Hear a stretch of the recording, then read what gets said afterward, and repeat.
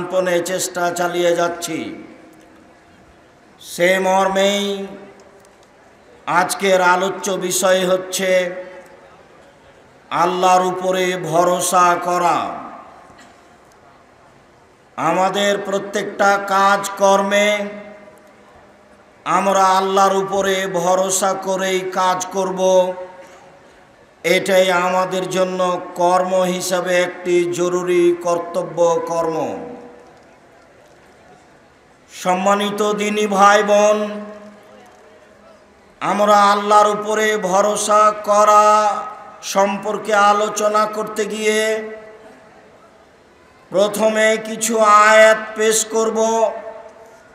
এরপরে নবীগণ কিভাবে আল্লাহর উপরে ভরসা করতেন, পরহেজগার মানুষ কিভাবে ভরসা করতেন, তার বাস্তব কিছু নমুনা পেশ করার চেষ্টা করব ইনশাআল্লাহুল আজিজ। সম্মানিত দিনী ভাই বোন, আপনারা যে যেখানে আছেন, আপনাদের কথাবার্তা প্রয়োজনীয় কাজকর্ম ত্যাগ করে গুরুত্বপূর্ণ আলোচনা শোনার জন্য প্রাণপণে চেষ্টা করুন। দয়া করে আপনারা এখন আপনাদের কোনো প্রয়োজনীয় কাজ আমাদের সামনে পেশ করার চেষ্টা করবেন না। মহান আল্লাহ বলেন, ওমা ইনদাল্লাহি খায়রুন ওয়া আবকা। আল্লাহ তাআলার নিকটে যে অনুগ্রহ রয়েছে, যে মুমিন পুরুষ নারীর থাকার ব্যবস্থা জান্নাত রয়েছে, তা হচ্ছে অতীব উত্তম এবং চিরস্থায়ী। ওয়ালিল্লাযিনা আমানু আলা রাব্বিহিম ইয়াতাওয়াক্কালুন। সেই স্থায়ী অনুগ্রহ জান্নাত ওসব পুরুষ নারীর জন্য রয়েছে যারা আল্লাহর উপরে ঈমান রাখে এবং তাদের প্রতিপালকের উপরে ভরসা রাখে। যারা আল্লাহর উপরে ভরসা রাখে তাদের জন্যই রয়েছে আল্লাহর নিকটে অতীব উত্তম থাকা খাওয়ার ব্যবস্থা জান্নাত এবং স্থায়ী ব্যবস্থাপনা। মহান আল্লাহ বলেন, ফাইদা আযামতা ফাতাওয়াক্কাল আলাল্লাহ। মুহাম্মদ, আপনি যখন কোনো কাজের সিদ্ধান্ত গ্রহণ করবেন তখন আপনি আল্লাহর উপরে ভরসা করুন। ইন্নাল্লাহা ইউহিব্বুল মুতাওয়াক্কিলিন। নিশ্চয় আল্লাহ তাআলা যারা আল্লাহর উপরে ভরসা করে তাদেরকে ভালোবাসেন। অত্র আয়াত দ্বারা প্রমাণিত হয় যে আল্লাহর ভালোবাসা পেতে হলে কাজকর্ম আল্লাহর উপরে ভরসা করেই করতে হবে। মহান আল্লাহ বলেন, ওয়া ইয়াতাওয়াক্কাল আলাল্লাহ ফাহুয়া হাসবুহু। যে ব্যক্তি আল্লাহর উপরে ভরসা করে কাজ করবে, আল্লাহ তাআলাই তার কাজের জন্য যথেষ্ট। তখন কোনো সমস্যা, কোনো বিপদ তার কাজের পরিবর্তন ঘটাতে পারবে না, যা আমরা বাস্তব দেখে আসছি। মহান আল্লাহ বলেন, শুআয়ব আলাইহিস সালামের ভাষায় শুআয়ব আলাইহিস সালাম বলেন, ওমা তাওফিকি ইল্লা বিল্লাহ। আমার কোনো ক্ষমতা নেই, বাহ্যিকভাবে আন্তরিকভাবে ক্ষমতা একমাত্র আল্লাহ তাআলার হাতে। আলাইহি তাওয়াক্কালতু, আমি তার উপরে ভরসা করি, ওয়া ইলাইহি উনীব, আমি তার নিকটেই ফিরে যাব। অত্র আয়াতে বোঝা যায় মানুষ নিজে থেকে কোনো কর্ম করতে পারে না, মানুষ আল্লাহর উপরে ভরসা করেই কর্ম করবে। মানুষের শেষ পরিণাম হবে আল্লাহর নিকটে ফিরে যাওয়া। আপনাদের সামনে আমরা অত্র কয়েকটি আয়াত পেশ করার পরে কিছু ব্যক্তির বিবরণ পেশ করি, যেমন ফেরাউনের স্ত্রী আসিয়া এই দুনিয়া থেকেই আল্লাহর উপরে ভরসা করে বলেন, রব্বি ইবনি লি ইনদাকা বাইতান ফিল জান্নাহ, হে আমার প্রতিপালক, তুমি আমার জন্য তোমার নিকটে জান্নাতে একটি ঘর তৈরি করো। ওয়া নাজ্জিনি মিন ফিরাউন ওয়া আমালিহি, আর তুমি আমাকে রক্ষা করো ফেরাউন হতে আর ফেরাউনের নোংরা কর্ম আচরণ হতে। ওয়ানাজ্জিনি মিনাল কওমিজ যালিমিন, আর যারা স্বেচ্ছাচারী স্বৈরাচারী ফেরাউনের সম্প্রদায়, তাদের হাত থেকে আমাকে রক্ষা করো। সম্মানিত দিনী ভাই বোন, আমরা অত্র আয়াতে বুঝতে পারি ফেরাউনের স্ত্রী আসিয়ার আল্লাহর উপরে ভরসা। এই দুনিয়া থেকেই তিনি বলেন, আল্লাহ তুমি আমার জন্য তোমার জান্নাতে একটি ঘর তৈরি করো এবং তুমি আমাকে ফেরাউনের হাত থেকে রক্ষা করো। এই নমুনা আজও আমাদের মাঝে আছে। ফেরাউনের স্ত্রীর ব্যাপারে আমাদের নবী মুহাম্মদ সাল্লাল্লাহু আলাইহি ওয়াসাল্লাম বলেন, খামুলা মিনার রিজালে কাসীর ওয়া লাম ইয়াকমাল মিনান নিসা ইল্লা সালাসা, বহু পুরুষই বড় বড় মর্যাদা লাভ করেছে, বড় বড় জান্নাত পাবে, তবে মহিলারা তেমন বড় জান্নাত পাবে না, মাত্র 3 জন। ইমরাত ফেরাউন, এক ফেরাউনের স্ত্রী আসিয়া, বিনতে ইমরান, ইমরানের মেয়ে মারিয়াম, ফাজলু আয়েশা আলা সারিন নিসায়ে কাফাজলি সারিদ আলা সারি তোয়ামে। আয়েশার সম্মান পৃথিবীতে সকল মহিলার উপরে। সারিদ খাদ্য যেমন সকল খাদ্যের উপরে, গোশতের ঝোলে রুটি ভিজালেই তাকে সারিদ বলা হয়। এই খাদ্যই ছিল সেই সময়ে সবচেয়ে উন্নত মানের খাদ্য। রাসূল সাল্লাল্লাহু আলাইহি ওয়াসাল্লাম 3 জন পৃথিবীতে সম্মানী মহিলার কথা বললেন। তার একজনের কথা বললেন আসিয়া, একজনের কথা বললেন মারিয়াম, আর সমস্ত মহিলার উপরে সম্মানের কথা বললেন তিনি হলেন আয়েশা রাদিয়াল্লাহু তাআলা আনহা। অত্র বুখারী মুসলিমের হাদিসে আসিয়া সম্মানী মহিলা বলে রাসূল সাল্লাল্লাহু আলাইহি সাল্লাম উল্লেখ করেছেন, যারা জান্নাতে বড় বড় সম্মান মর্যাদা জান্নাত পাবে, যেই জান্নাতের কথা আসিয়া নিজেই বললেন।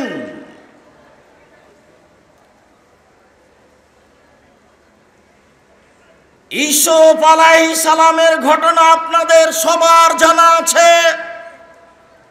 ইউসুফ আলাইহিস সালামকে বাজারে বিক্রি করা হলো। জুলাইখার স্বামী জনৈক বাদশাহ কিনে নিয়ে বাড়ি গেলেন। বাড়িতে নিয়ে গিয়ে স্ত্রীর সামনে বললেন, এই ছেলেকে ভালো থাকার ব্যবস্থা দাও, ভালো খাওয়ার ব্যবস্থা দাও। দিন যায় রাত্রি যায়, ইউসুফ বড় হয়ে গেলেন। এক সময়ে জুলাইখা তার সাথে অন্যায় করার জন্য পরিকল্পনা করল। এই অনুযায়ী গাল্লাকাতিল আবওয়াব, জুলাইখা সব দরজাগুলি বন্ধ করে দিল এবং বলল, হাই তালাক, ইউসুফ তুমি আমার সাথে অন্যায়ে লিপ্ত হও। ঘরের দরজা বন্ধ করা আছে। বিশেষ এক ঘরের মধ্যে জুলাইখা নিজেকে সাজগোজ করে রেখে ইউসুফের সামনে প্রস্তাব পেশ করল। নবীগণের আল্লাহর উপরে ভরসা দেখুন। ইউসুফ আলাইহিস সালাম বলেন, মাআযাল্লাহ, আমি ইউসুফ আল্লাহর উপরে ভরসা করি। ইন্নাহু রাব্বি, নিশ্চয় তোমার স্বামী আমার মালিক। আহসানা মাসওয়ায়া, তিনি আমাকে ভালো থাকতে দিয়েছেন, ভালো খেতে দিয়েছেন। ইন্নাহু লা ইফলাহু যালিমুন, যারা মালিকের সাথে অন্যায় করে, আমানতের খিয়ানত করে, তারা পরিত্রাণ পেতে পারে না। ইউসুফ আলাইহিস সালামের সময়ে আল্লাহর নিকট আশ্রয় চাইলেন, আল্লাহ আমি বিপদে পড়েছি, তুমি আমাকে বিপদ থেকে বাঁচাও। ইউসুফ আলাইহিস সালাম ঘর থেকে বের হয়ে দৌড়াতে লাগলেন। দরজা খুলে বের হয়েছেন তা প্রমাণ হয় না। পিছন দিক থেকে জুলাইখা জামা টেনে ধরেছে। তিনি জোর করে বের হয়ে গেলেন। জামা ছিঁড়ে জুলাইখার হাতে থেকে গেল। আগে আগে বের হয়েছেন ইউসুফ, পিছনে পিছনে বের হয়েছে জুলাইখা। সেখানেই ছিল জুলাইখার স্বামী। জুলাইখা নিজেকে ঢাকতে গিয়ে বলল, দেখুন, যাকে আপনি বাড়িতে রেখেছেন সে আপনার স্ত্রীর সাথে অন্যায় করতে চায়, তার কি শাস্তি হতে পারে? হ্যাঁ, আপনি দেশের সরকার কি শাস্তি দিবেন? আমি জুলাইখা বলছি, একে যথাযথ পিটন দিতে হবে, অন্যথায় জেলখানায় বন্দি করতে হবে। মর্মে 12 বছর জেল হয়ে গেল। ইতিহাস আপনাদের জানা আছে। দীর্ঘদিন পরে যখন ইউসুফকে জেল থেকে বের হওয়ার কথা আসলো, ইউসুফ তখন জোর করে বললেন, আমি জেল থেকে পরে বের হব। জুলাইখার ঘটনা কি? জুলাইখাকে জাতির সামনে বলতে হবে আমি অন্যায় করেছি, ইউসুফ করেনি। যখন জুলাইখা জাতির সামনে বলল অন্যায় মূলত আমি করেছি, ইউসুফ করেননি, তখন তিনি জেল থেকে বের হলেন। সম্মানিত দিনী ভাই বোন, আমি আপনাকে দেখাচ্ছিলাম আল্লাহ ভরসা, কিভাবে বিপদে পড়ে ইউসুফ আলাইহিস সালাম আল্লাহর উপরে ভরসা করে কথা বলছেন। আবু বকর সিদ্দিক রাদিয়াল্লাহু তাআলা আনহু বলেন, আমি রাসূল সাল্লাল্লাহু আলাইহি ওয়াসাল্লামকে বললাম, ওয়ানা ফিল গার, তখন আমি এবং আল্লাহ রাসূল গর্তে রয়েছি, গারে শহরে রয়েছি। আল্লাহর নবী লাওয়ান্না আহাদাহুম নাজারা তাহতা কাদামাইহে, তাদের কেউ যদি পায়ের দিকে তাকিয়ে দেখে লাভ সরানা, তাহলে আমাদের দেখে নিবে। তখন আল্লাহর নবী বললেন, আবু বকর, মা জান্নাকা বিসনাইন, তুমি কি মনে করো আমরা 2 জন রয়েছি? আবু বকর, তুমি কি মনে করো আমরা 2 জন রয়েছি? আল্লাহ সালেসুহুমা, আমাদের 3টে জন আল্লাহ রয়েছেন। আবু বকর সিদ্দিক, মনে করবেন না আমরা গর্তের মধ্যে 2 জন রয়েছি, আমরা মূলত 3 জন রয়েছি, তারা আমাদেরকে দেখতে পারে না। আল্লাহ তাআলা এই কথা নকল করেন। আমাদের নবী বলেন, লা তাহজান ইন্নাল্লাহ মা'না, আপনি চিন্তা করবেন না, নিশ্চয় আল্লাহ আমাদের সাথে রয়েছেন। মুহাম্মদ সাল্লাল্লাহু আলাইহি সাল্লাম বললেন, আল্লাহ আমাদের সাথে রয়েছেন, চিন্তা করবেন না, এর নাম আল্লাহ ভরসা। কালা আসহাবু মূসা, মূসার সঙ্গী সাথী বললেন, ইন্না লা মুদরাকুন, নিশ্চয় আমরা আটকা পড়েছি। আগে আগে পালিয়ে যাচ্ছেন মূসা সঙ্গী সাথী নিয়ে, পিছে পিছে ধাওয়া করেছে ফেরাউন। যেতে যেতে সাগরের এক পর্যায়ে পৌঁছে গেছেন, আর যাওয়ার মতো কোনো পথ নেই। সামনে আছে উঁচু পাহাড়, ডান দিকে আছে কুলজুম সাগর, বামে পিছনে রয়েছে ফেরাউন। সঙ্গী সাথী বললেন, ইন্না লা মুদরাকুন, নিশ্চয় আমরা আটকা পড়েছি। মূসা আলাইহিস সালাম বললেন, কাল্লা, কখনো নহে, অসম্ভব হতে পারে না। ইন্না মায়া রব্বি, তোমরা বলো কি, নিশ্চয় আমার সাথে আমার প্রতিপালক রয়েছেন, সায়াহদিনী, তিনি আমাকে পথ দেখাবেন। সম্মানিত দিনী ভাই বোন, বাহ্যিকভাবে কোনো পথ দেখা যায় না, কিভাবে মূসা আলাইহিস সালাম এই কথা বলতে পারেন? কখনো নহে, অসম্ভব হতে পারে না।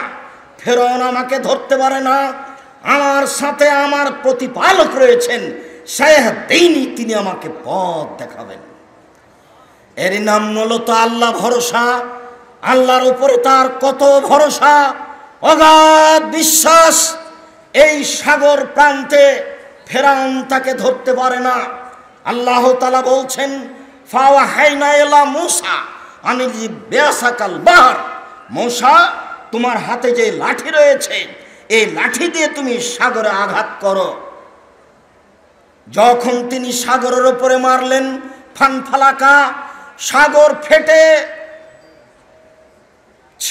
ফেটে টুকরা হয়ে গেল।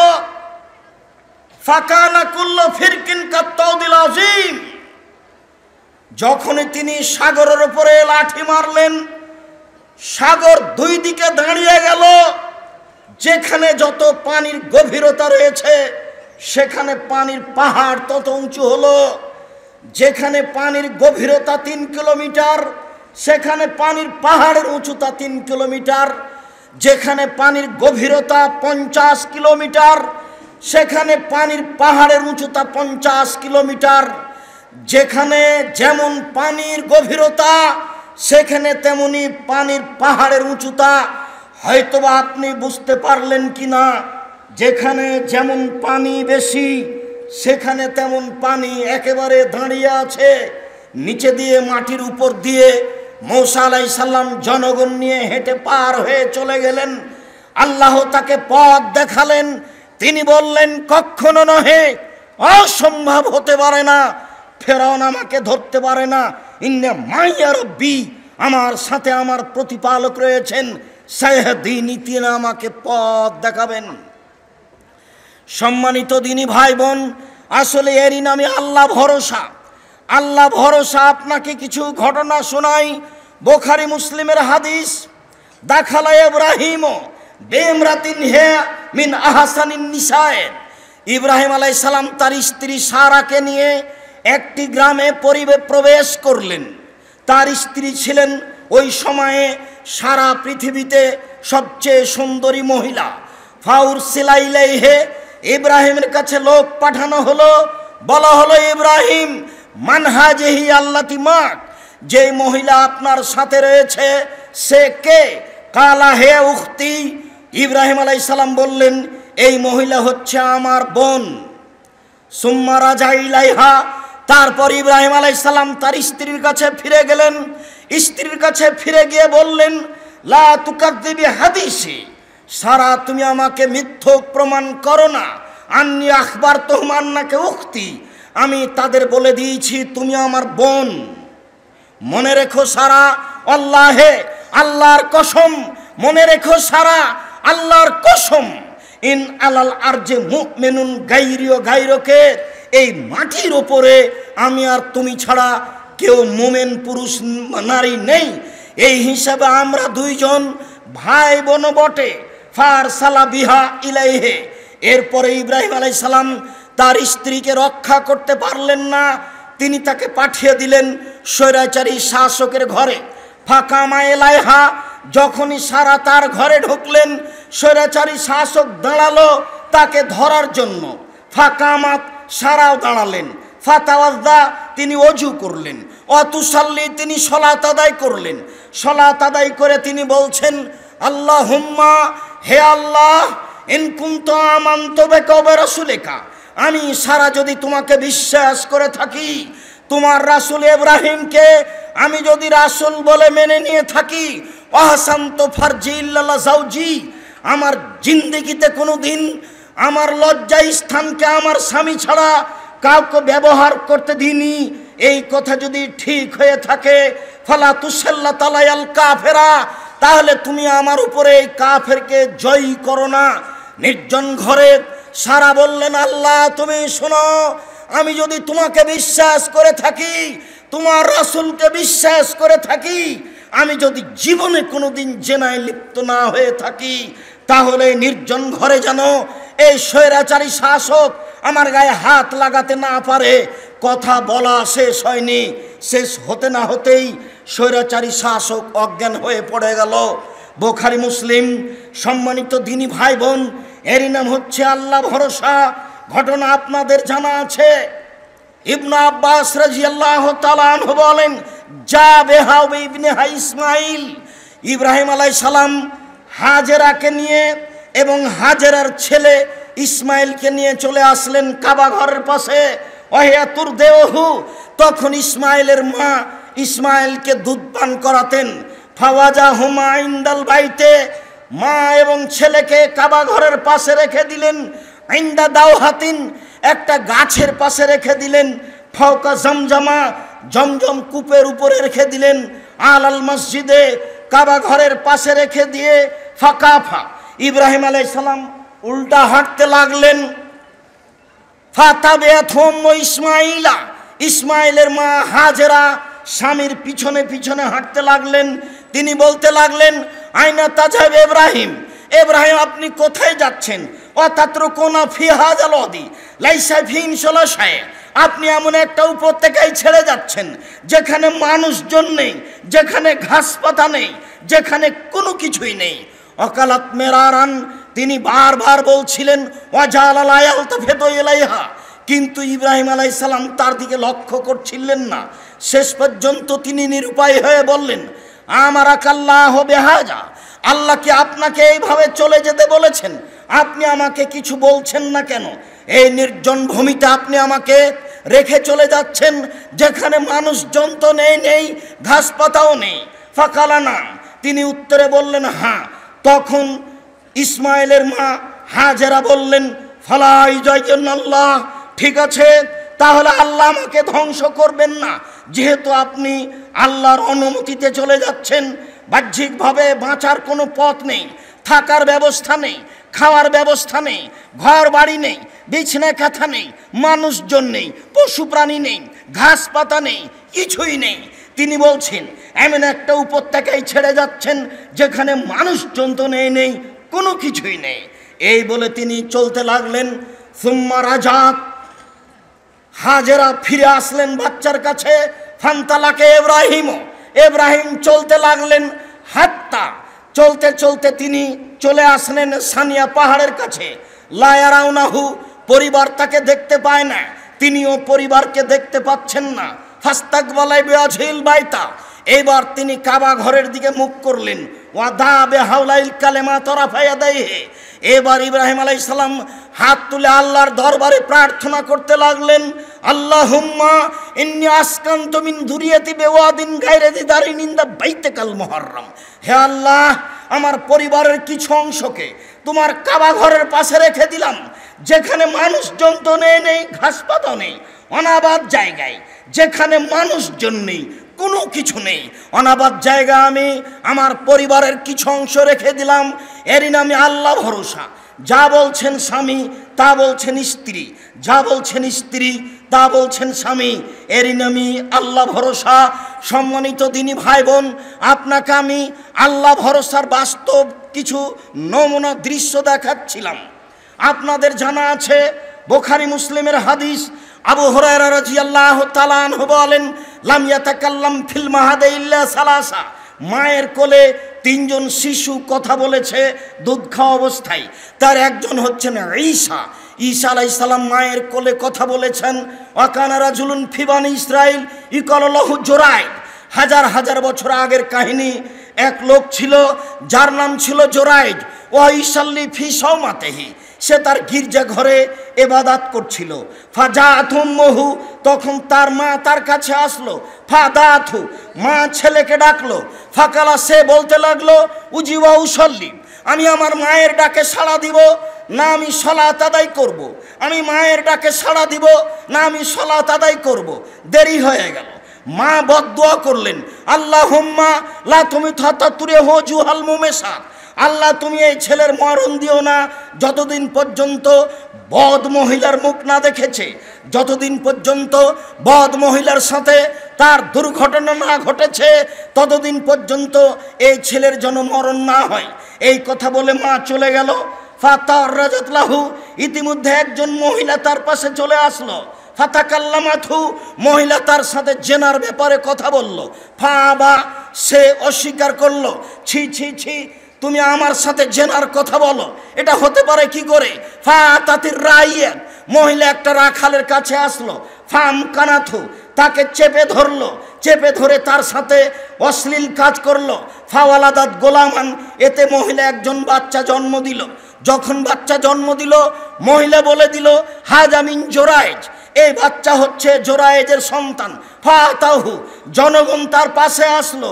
ওয়া কাসসারু সাওমাতাহু, জনগণ এসে তার গির্জাঘরকে ভেঙে খান খান করে দিল, ধুলা ধুলা করে দিল। ওয়ানজালুহু, তারা তাকে টেনে হেঁচড়ে রাস্তায় নামিয়ে দিল। ওয়াসাব্বুহু, অকথ্য ভাষায় গালি দিল, যার যা মনে লাগে। ফাকামা ওয়াতাওয়াদ্দা, জোরাইজ দাঁড়ালো, অজু করলো। অসল্লা রাকাতাইন, 2 রাকাত সালাত আদায় করলো। ওয়াতাল গোলামা, এ দুধের বাচ্চার কাছে আসলো। জোরাইজ দুধের বাচ্চাকে বলল, মানাবুকা, হে গোলাম বলো তোমার বাপকে। দুধের বাচ্চা বলল, আবি আর রাই, আমার পিতা হচ্ছে রাখাল। জনগণ বলল, নাবনি সাওমাতাকাবি যাবে, জোরাইজ তোমার গির্জাঘর স্বর্ণ দিয়ে বানিয়ে দিব। কালালা ইল্লা বিত্তিন, না আমার গির্জাঘর স্বর্ণ দিয়ে বানাতে হবে না, যা ছিল তাই করতে হবে। সম্মানিত দিনী ভাই বোন, এ দেখেন আল্লাহ ভরসা, আল্লাহর উপরে ভরসার কিছু নমুনা আপনার সামনে পেশ করছিলাম।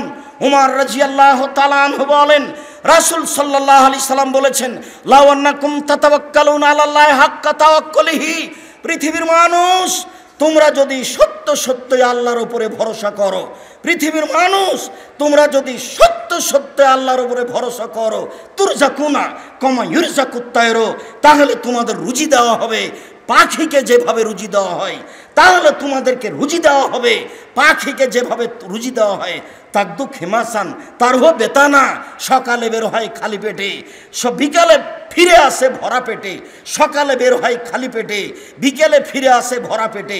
পাখি যেমন রুজি পায়, তোমরা যদি সত্য সত্যই আল্লাহর উপরে ভরসা করো, তাহলে তোমাদেরকেও এইভাবে রুজি দেওয়া হবে।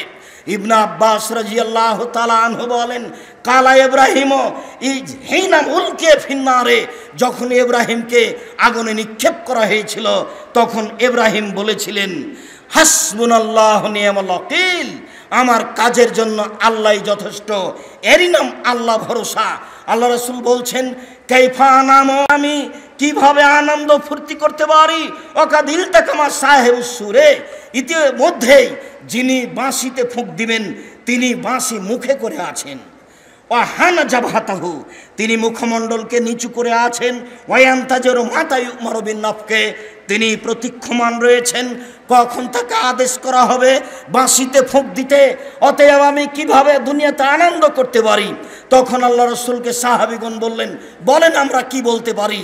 এরকম যদি অবস্থা কঠিন হয় আমরা কি করতে পারি? তখন আল্লাহ রসুল বললেন, কুলু, তোমরা বলো, হাসবুনাল্লাহু নি'মাল ওয়াকিল, আল্লাহ আমাদের জন্য যথেষ্ট, তিনি উত্তম কাজ করেন। সম্মানিত দিনী ভাই বোন, আমি সাধারণ মানুষ, খাকসার এই কাজকর্মের প্রথম থেকেই আল্লাহর উপরে ভরসা করে আপনাদেরকে বলে থাকি। তাই তো 2013 সালের 24শে আগস্ট মঙ্গলবার সকাল 11টার সময় ওই যে কাঁঠাল গাছটা, সেই কাঁঠাল গাছের নিচে আমি বলেছিলাম আমার হাতে টাকা নেই, এ কথা সত্য, এখানে প্রতিষ্ঠান গড়বে, এ কথা সত্য, ইনশাল্লাহ গড়বেই গড়বে। কিভাবে গড়বে আমি তা জানি না, নিশ্চিত গড়বে, অবধারিত গড়বে, ইনশাল্লাহ গড়বে। তার বাস্তব ফল আপনারা দেখতে পাচ্ছেন। 2016 সালের 17 ফেব্রুয়ারি রোজ বুধবার বিকাল 4:30-5টার সময় জামিয়া সালাফিয়া ডাঙ্গিপাড়া পাবা রাজশাহীর মাঠে বলেছিলাম আমার হাতে টাকা নেই, এ কথা সত্য, এখানে প্রতিষ্ঠান গড়বে, এ কথা সত্য, ইনশাল্লাহ গড়বে গড়বে। কিভাবে গড়বে তা আমি জানি না, নিশ্চিত গড়বে, অবধারিত গড়বে, ইনশাল্লাহ গড়বে। সম্মানিত দিনী ভাই বোন, সেই প্রতিষ্ঠানে এখন 1700 ছেলে বাচ্চা আছে, 1700, 850 মেয়ে বাচ্চা আছে। সম্মানিত দিনী ভাই বোন, আল্লাহর উপরে ভরসা সম্পর্কে আলোচনা পেশ করার এক পর্যায়ে আমি আপনাদেরকে এক খেয়ালে চেয়ে থাকার অনুরোধ জানিয়ে আমি প্রথমে জামিয়া সালাফিয়ার বর্তমান অবস্থা বলি। জামিয়া সালাফিয়ার বর্তমান অবস্থা, জামিয়া সালাফিয়া হাটাবো, বীরহাটাবো, রূপগঞ্জ, নারায়ণগঞ্জ, ঢাকা, যার আপাতত ছেলে মেয়ের সংখ্যা প্রায়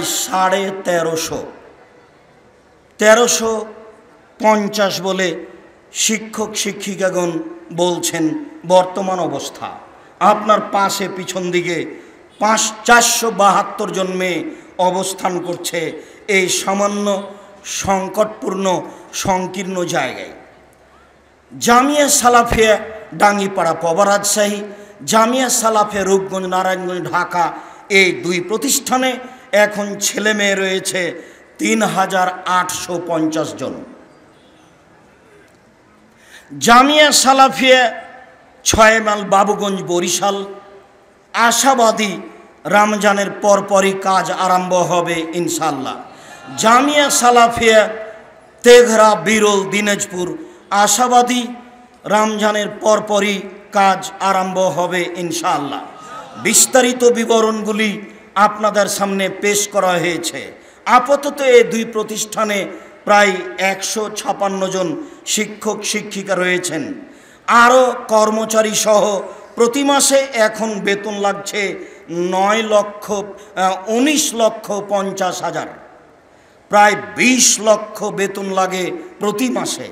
আমি আপনাদেরকে বলেছি আপনারা কখনো আব্দুর রাজ্জাক বিন ইউসুফকে জাতীয় সম্পদ মনে করবেন না। আমি নিজেকে চাঁপাইনবাবগঞ্জের ভাষায় কচুর পাতার পানি মনে করি। কচুর পাতার উপরে যে পানি থাকে সেই পানির কোনো শক্তি থাকে না, সব সময় নড়বড় নড়বড় করে, কখন পড়ে যেতে পারে। আমার কোনো সামাজিক শক্তি নেই, আমার কোনো সরকারি শক্তি নেই, আমার কোনো রাজনৈতিক শক্তি নেই, আমার কোনো বংশীয় শক্তি নেই, আমার কোনো দলীয় সাংগঠনিক শক্তি নেই। আমি একজন নিঃস্ব মানুষ, কচুর পাতার পানি হয়ে জাতির সামনে দাঁড়িয়ে আল্লাহর উপরে ভরসা করে কাজ করে যাচ্ছি। মর্মে আশাবাদী যে আমরা খুব তাড়াতাড়ি বাংলাদেশের বড় বড় জেলাগুলিতে জামিয়া সালাফিয়া প্রতিষ্ঠান গড়ব ইনশাআল্লাহ, এটা আমরা আশা করছি। সম্মানিত দিনী ভাই বোন, বর্তমান জামিয়া সালাফিয়ার এই অবস্থা, এতে আছে প্রায় 500 জন অসহায় ছেলে, প্রায় 170 জন, 200 জন রয়েছে এতিম ছেলে মেয়ে, 40 জন রয়েছে যারা উপরে বুখারী মুসলিম পড়ে, তাদেরকে জামিয়া সালাফিয়া আপনার তাদের খরচ বহন করে এবং তাদেরকে প্রতি মাসে 500 টাকা করে স্কলারশিপ দিয়ে থাকে। এই জানুয়ারি থেকে ছেলেদের শিক্ষার ব্যাপারে জামিয়া সালাফিয়া সার্বিক উন্নয়নের প্রাণপণে চেষ্টা চালিয়ে যাচ্ছে। জামিয়া সালাফিয়া রূপগঞ্জ, নারায়ণগঞ্জ, হাটাবোর বর্তমান পরিকল্পনা হলো এই যে আমার হাতের ডান দিকে অর্থাৎ পশ্চিম দিকে মুখ করলে দক্ষিণ দিকে এই নিচে বিলটা দেখতে পাচ্ছেন, এখানে আপাতত 600 শতক জমি ক্রয়ের সিদ্ধান্ত নেওয়া হয়েছে। মোটামুটি জামিয়া সালাফিয়া হাঁটাবো, বীর হাঁটাবো, রূপগঞ্জ, নারায়ণগঞ্জ, ঢাকা প্রায় 50 বিঘা জমির ওপরে অবস্থান করবে বলে আমরা পরিকল্পনা করছি। আরও আশেপাশে জমি আছে, সেগুলো সময় সাপেক্ষে চিন্তা ভাবনা করে ভবিষ্যৎ পরিকল্পনা জামিয়া সালাফিয়া রূপগঞ্জ, নারায়ণগঞ্জ, ঢাকা প্রায় 100 বিঘা জমির ওপরে হবে বলে আশাবাদী ইনশাআল্লাহ। সম্মানিত দিনী ভাই বোন, এই 600 শতক জমি পরিকল্পনায়, 6 একর জমির পরিকল্পনায় প্রায় 250-300 শতক জমি, প্রায় 3 একর জমি বা 2.5 একর জমি ক্রয় হয়ে গেছে। বাকি জমি ক্রয়ের পরিকল্পনায় আছি। জমি ক্রয় শেষ হয়ে গেলেই পাশে এখানে একটা মসজিদ তৈরি করব বলে আশাবাদী, যেখানে 5000 থেকে 7000 থেকে 10,000 মুসল্লি একসাথে সলাত আদায় করতে পারবে। আমরা আশা করছি ভারত, বাংলাদেশ, পাকিস্তান মহাভারতে সঠিক আকীদা আদর্শের একটি সবচেয়ে বড় মসজিদ। আমরা জানি যে ঢাকা বাংলাদেশের রাজধানী, পূর্বাচল ঢাকার একটি উন্নত মানের এলাকা। আমরা এখানে বিশাল একটি সঠিক আকীদা আদর্শের মসজিদ নির্মাণ করতে চাই, যেখানে সারা ঢাকার সঠিক আকীদার পুরুষ নারী সলাত আদায় করতে পারবে বলে আমাদের বর্তমান পরিকল্পনা। আমাদের এই পাশের জমিগুলো হয়ে গেলেই আমরা মসজিদের কাজ আরম্ভ করব বলে মনে করছি। সাথে সাথে আপনার পাশে মেয়েরা অবস্থান করছে খুবই কঠিন অবস্থায়, এদের জন্য একটি 20 তলা ভবন নির্মাণ করতে হবে বলে আমরা এখন আপাতত পরিকল্পনা নিয়েছি। আর একটি 3 লক্ষ প্রায় বই থাকবে এরকম একটা বিশাল আপনার লাইব্রেরি পরিকল্পনার চিন্তা ভাবনা করছি। এবং এখানে একটাই বেসরকারি ইসলামী বিশ্ববিদ্যালয় করতে হবে মর্মে আমরা পরিকল্পনা করছি। আপাতত সাধারণ সংক্ষিপ্ত পরিকল্পনা জামিয়া সালাফিয়া রূপগঞ্জ, নারায়ণগঞ্জ, ঢাকার জামিয়া সালাফিয়া ডাঙ্গিপাড়া পবা রাজশাহীর পরিকল্পনা আমাদের এই মুহূর্তে এই স্টেজে অন্তত 5000 ছেলে আবাসিকভাবে থাকতে পারবে এরকম 5টা ভবন সেখানে তৈরি করতে হবে। আপাতত এখনই আমরা একাডেমিক ভবনে একটা নির্মাণ করতে যাচ্ছি, যেখানে 5000 ছাত্র একসাথে ক্লাস করতে পারবে। 5000 ছাত্র একসাথে ক্লাস করতে পারবে, যার প্রায় খরচ আসবে অনুমান করা হচ্ছে প্রায় 8 কোটি টাকা। এবং সেখানে একটি বিশাল মসজিদ আছে, বিশাল একটি লাইব্রেরি তৈরি করা হবে বলে আপাতত উপস্থিত পরিকল্পনা মর্মে সকল দিনী ভাই ও বোনের নিকটে আমরা আমাদের পরিচিতি দিয়েছি। পরিচিতিতে বিস্তারিতভাবে ব্যাংকের অ্যাকাউন্ট নাম্বার দেওয়া আছে। Jamia Salafia general fund bank account, Jamia Salafia জাকাত fund bank account, Jamia Salafia বাইতুল হাম জামে মসজিদ অ্যাকাউন্ট নাম্বার দেওয়া আছে, ত্রাণ তহবিলের অ্যাকাউন্ট নাম্বার দেওয়া আছে, এতিমখানার জন্য অ্যাকাউন্ট নাম্বার দেওয়া আছে। এইসব অ্যাকাউন্ট নাম্বারগুলি উপস্থিত মুসলিম ভাই বোন এবং বাহিরের যত দিনী ভাই বোন আছেন, বিভিন্ন দেশে অবস্থান করছেন, সকল দিনী ভাই বোনকে দানের হাত প্রশস্ত করত এই অ্যাকাউন্ট নাম্বারগুলি ব্যবহার করার জন্য অনুরোধ জানাচ্ছি। সেখানে ব্যক্তিগত মোবাইল বিকাশ নাম্বার দেওয়া আছে, সেখানে মার্চেন্ট বিকাশ নাম্বার দেওয়া আছে, সেখানে আপনার আরও কিছু নাম্বার দেওয়া আছে। সে নাম্বারগুলিতে সহজেই সহযোগিতা করতে পারবেন। সকল দিনী ভাই বোনকে আমরা এই নাম্বারগুলি ব্যবহার করার জন্য অনুরোধ জানাচ্ছি। দানের হাত প্রশস্ত করত উপস্থিত সকল দিনী ভাই বোনকে এই মুহূর্তে বৈঠকি দান করার জন্য অনুরোধ জানাচ্ছি। আমরা যারা সামনে মিডিয়া নিয়ে আছি, যারা স্টেজে আছি, যারা আশেপাশে আছি, মসজিদে বসে আছি, ঘরে আছি, সকল দিনী ভাই বোনকে বৈঠকি দান করার জন্য আমি অনুরোধ জানাচ্ছি।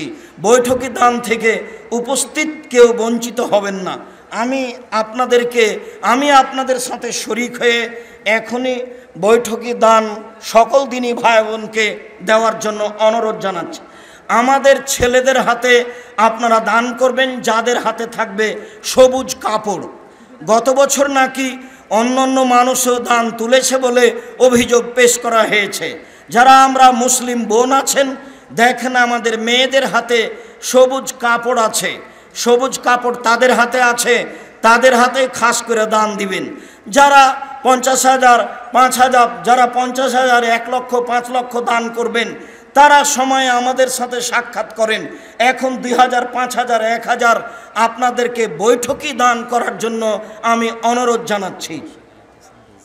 আপনারা এই জমি ক্রয় করতে গিয়ে 2 লক্ষ টাকা শতক, 2.5 লক্ষ টাকা শতক আমরা আপাতত জমি কিনছি।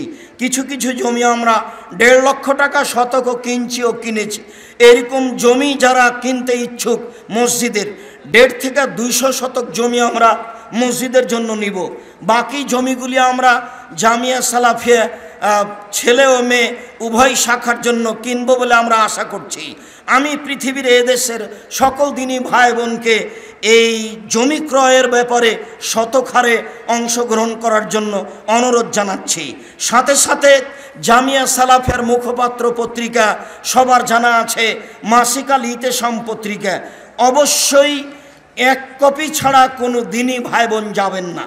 আর যারা এজেন্ট হতে চান, যেহেতু পত্রিকা হচ্ছে জামিয়া সালাফের মুখপাত্র পত্রিকা, যাতে 50টা প্রশ্নের উত্তর রয়েছে, যার মুফতি হচ্ছেন 10 জন, যাতে গবেষক আছে 10 জন, যারা আজকে কিছু কিছু উপস্থিত আছেন। আমরা মনে করি বাংলা ভাষায় সবচেয়ে ভালো মানের পত্রিকা মাসিক আল ইতেসাম পত্রিকা, যাতে 50টা প্রশ্নের উত্তর রয়েছে। সকল দিনই ভাই বোনকে আমরা মাসিক আল ইতেসাম পত্রিকা ব্যক্তিগতভাবে এবং এজেন্ট হিসেবে নেওয়ার জন্য অনুরোধ জানাচ্ছি। অবশ্যই ভারী না মনে করে যাওয়ার সময় 10টা বা 20টার এজেন্ট হওয়ার চেষ্টা করবেন, 50টার এজেন্ট হওয়ার চেষ্টা করবেন।